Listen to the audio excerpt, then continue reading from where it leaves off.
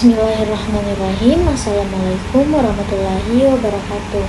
Sebelumnya, perkenalkan, nama saya Alia Amira dengan NIM 230404502009 dari Program Studi Bimbingan dan Konseling Kelas C, Jurusan Psikologi Pendidikan dan Bimbingan, Universitas Negeri Makassar. Baik, di sini saya akan memaparkan tentang profil salah satu tokoh filsuf dari Swiss, yaitu Jean-Jacques Rousseau, dan pemikirannya beserta hubungannya dengan dunia konseling. Jean-Jacques Rousseau atau akrab disapa J.J. Rousseau adalah penulis sekaligus filsuf yang berasal dari Swiss. J.J. Rousseau dikenal sebagai tokoh yang mempelopori terjadinya revolusi Prancis untuk membebaskan rakyat dari kediktatoran raja serta kaum bangsawan. J.J. Rousseau mengemukakan bahwa manusia memiliki derajat sama, sehingga dia memperkenalkan kedaulatan atau sistem pemerintahan yang demokratis. Jean-Jacques Rousseau lahir di Geneva, Swiss pada tanggal 28 Juni 1712. Rousseau berasal dari keluarga yang cukup sederhana dan beragama Calvinis. Ayahnya bernama Isaac Rousseau, sedangkan sang ibu bernama Suzanne Bernard Rousseau. 9 hari setelah melahirkan J.J. Rousseau, Suzanne meninggal dunia karena terkena penyakit demam puerperal atau infeksi postpartum. Sejak saat itu, J.J. Rousseau bersama kakaknya yaitu François diasuh secara penuh oleh sang ayah dan tantenya yang juga bernama Suzanne. Ketika menginjak usia 16 tahun, J.J. Rousseau memutuskan untuk kabur dari rumah dan menjadi seorang Katolik yang taat. Dia pun memulai perjalanannya berkeliling negara-negara di Eropa. Rousseau sempat bekerja sebagai asisten rumah tangga dari seorang bernama Madame de Warren dan menjadi sekretaris duta Prancis di Venice pada tahun 1743. 2 tahun berselang, pada tahun 1745, J.J. Rousseau bertemu dengan seorang gadis bernama Thérèse de Vasseur. Thérèse bekerja sebagai pembantu di hotel tempat Rousseau tinggal di Paris. Thérèse bukan seorang gadis kaya dan terpelajar, namun Rousseau yakin Thérèse merupakan seorang gadis yang baik hati dan tulus. Hal ini yang kemudian membuat Rousseau yakin untuk menikahi Thérèse pada tahun 1745. Pernikahan mereka dianugerahi 5 orang anak yang kesemuanya dititipkan di panti asuhan oleh J.J. Rousseau. Pada tahun 1750, Rousseau mulai mengalami masa emas dalam karirnya setelah memenangi kompetisi penulisan esai yang diselenggarakan oleh Akademi Dijon. Tulisan yang dia buat membahas mengenai apakah seni dan ilmu pengetahuan memiliki manfaat untuk kehidupan manusia. Judul besar dari tulisan esainya adalah Discourse on the Art and Science. Rousseau menyampaikan pendapatnya bahwa seni dan sains justru hanya akan memerosotkan kehidupan manusia. Menurut Rousseau, sains dan keutamaan tidak sejalan karena pada masa itu moral manusia cenderung alamiah.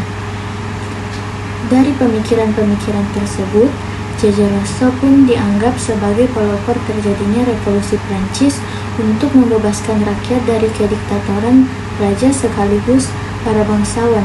Setelah banyak memberikan inspirasi, J.J. Rousseau wafat pada 2 Juli 1778 di usia 66 tahun.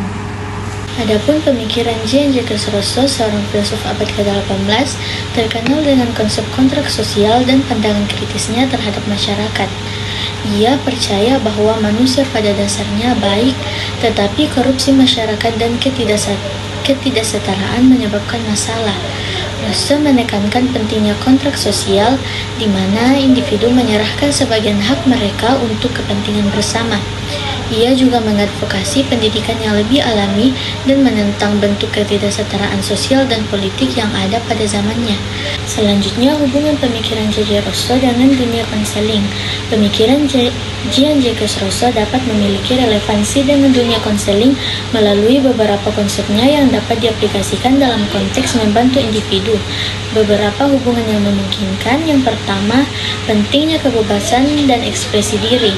Konsep kebebasan alamiah dunia manusia yang ditekankan oleh Rousseau dapat menginformasikan pendekatan konseling yang mendorong klien untuk mengenali dan mengekspresikan diri mereka secara autentik. Konselor dapat membantu klien mengatasi hambatan yang menghalangi ekspresi diri mereka. Yang kedua, kontrak sosial dalam hubungan konseling. Ide kontrak sosial dapat diinterpretasikan dalam hubungan konseling sebagai kesepakatan antara konselor dan klien untuk bekerja sama mencapai tujuan kesejahteraan mental. Hal ini menciptakan landasan saling penghargaan dan kepercayaan. Yang ketiga, pendidikan alami dalam proses konseling. Konsep pendidikan alami Rousseau dapat membimbing konselor untuk mengadopsi pendekatan yang memahami dan mendukung perkembangan alamiah klien. Proses konseling dapat diarahkan untuk memfasilitasi pertumbuhan dan pemahaman diri yang lebih dalam. Yang keempat, pentingnya general will dalam pengambilan keputusan.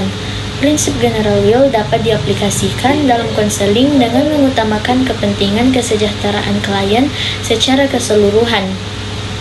Konselor dapat membantu klien mengidentifikasi kebutuhan dan tujuan mereka untuk mencapai keseimbangan yang lebih baik. Yang kelima, kritik terhadap ketidaksetaraan dan diskriminasi. Pemikiran Rousseau tentang ketidaksetaraan dapat memotivasi konselor untuk menyadari dan mengatasi aspek-aspek ketidaksetaraan atau diskriminasi yang mungkin muncul dalam konteks konseling. Konselor dapat berupaya menciptakan lingkungan yang inklusif dan adil. Melalui penerapan konsep-konsep ini, aliran pemikiran Rousseau dapat memberikan kontribusi pada praktek konseling dengan memberikan dasar filosofis yang mengedepankan kebebasan, pertumbuhan alamiah, dan keadilan dalam membantu individu mencapai kesejahteraan mental. Mungkin itu saja pemaparan tokoh filsuf dari saya. Kurang dan lebihnya mohon dimaafkan. Terima kasih dan wassalamualaikum warahmatullahi wabarakatuh.